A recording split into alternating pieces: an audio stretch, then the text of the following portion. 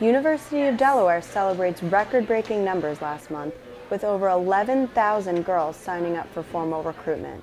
With 10 sororities already on campus and almost 20% of its students involved in Greek life, UD officials predict this trend to continue.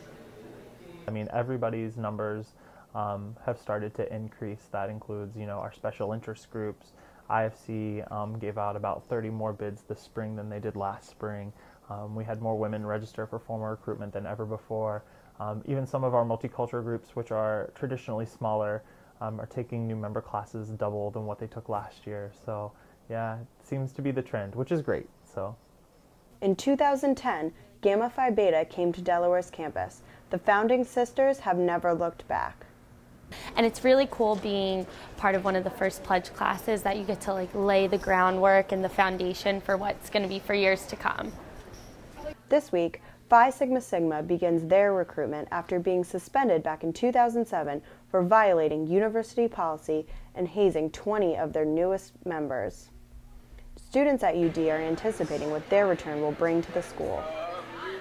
I think it's exciting. I think it's going to be fun, and there's so many girls rushing as it is that there's going to be a ton of them that will be able to call Phi Sig their home, which is going to be really cool.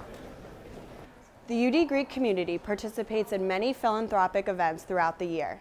With numbers for each chapter continuing to rise, more and more students have the opportunity to give back to a good cause.